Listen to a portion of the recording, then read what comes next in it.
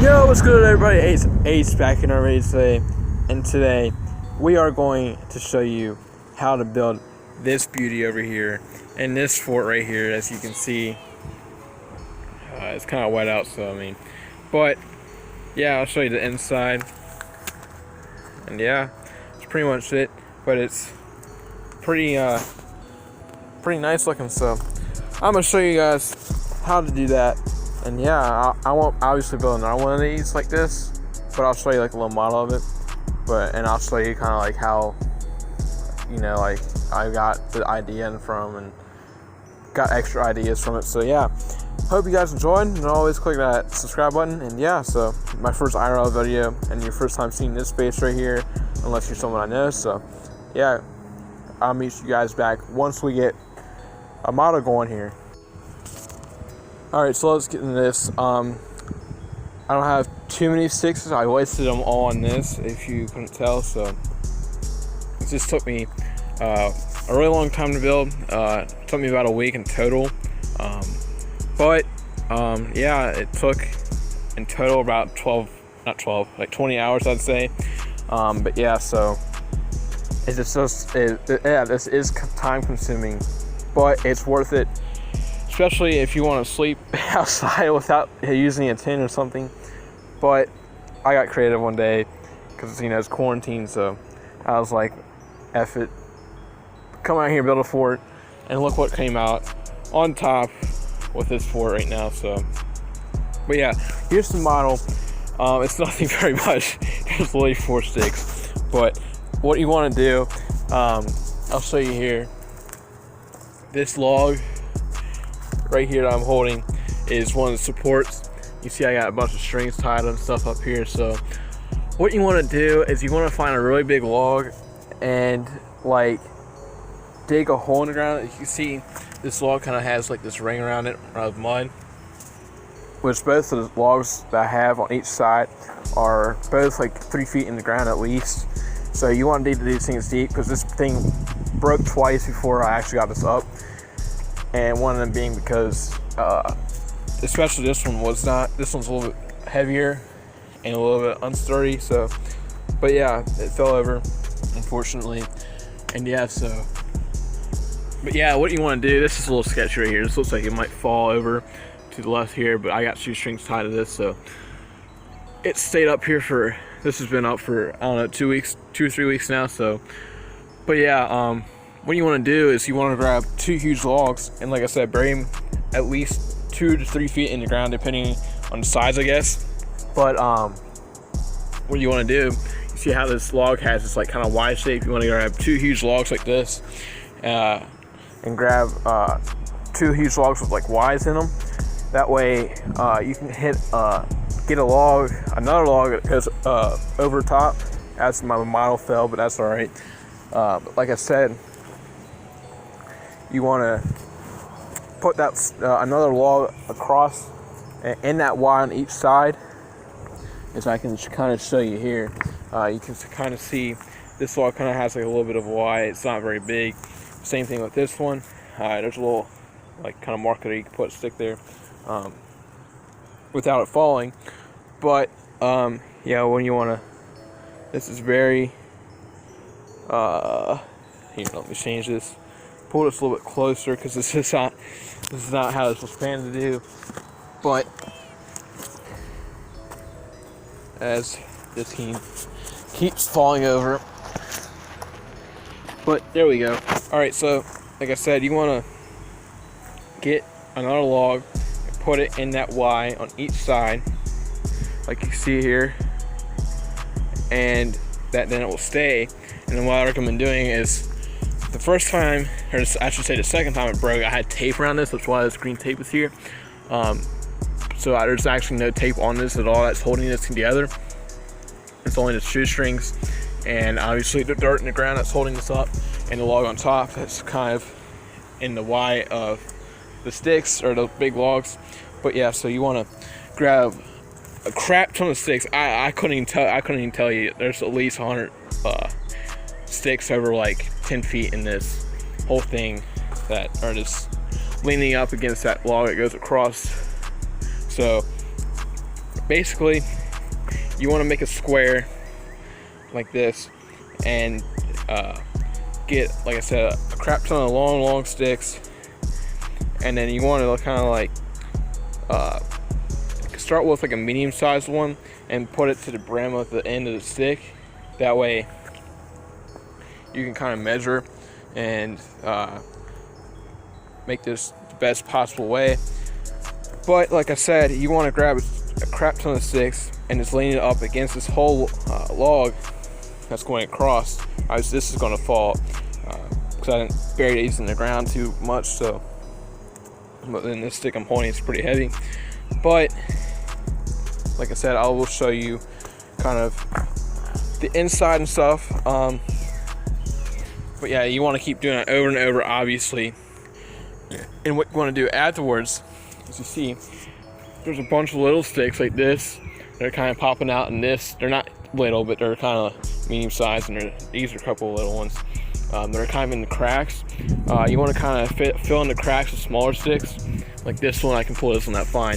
You see that right there.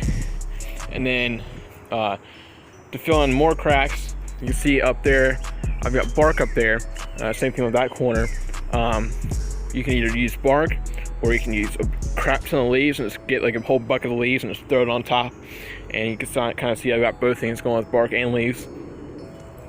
But and what you want to do is, like I said, you want to put a crap ton of sticks leaning up against that, and you want to get like a bunch of sticks kind of like going down by size and order here, and you want to kind of put the smallest at the bottom, obviously, and some bigger sticks up there that kind of go up against the side here. But you kind of want to angle these sticks just slightly, that way they stay on and they don't fall. And if there's wind and stuff in your area or whatever, if there's a storm going, what I did here is I put this stick right here, kind of like they'll place hold these, that way they don't fall. Like, see, this can like move, but it won't fall completely out. But yeah, you want to kind of have this as a support here. This one's pretty big. This one won't fall out because it's right up and next against it.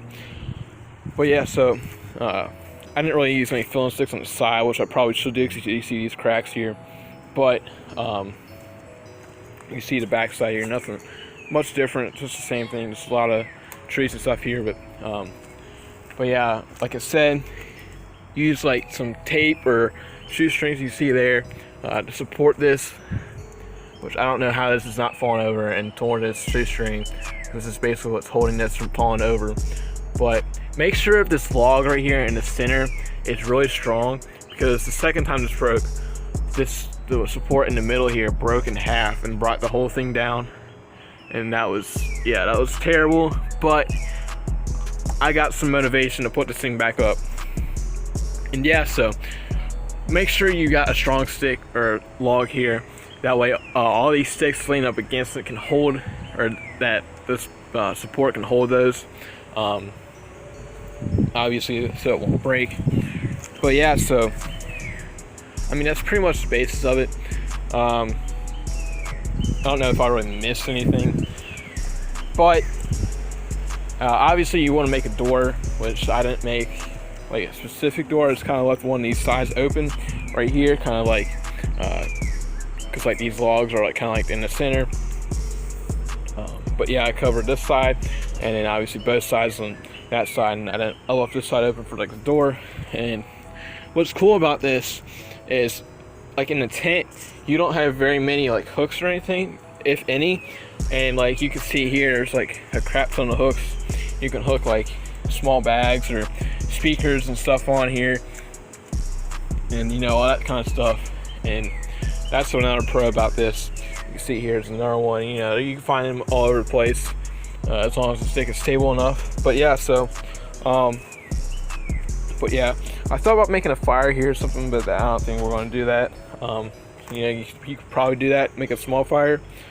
But yeah, so and obviously this vine's in the way. I kind of want to cut this. This is going to leak water. But if you didn't know, these vines do leak water when you cut them open.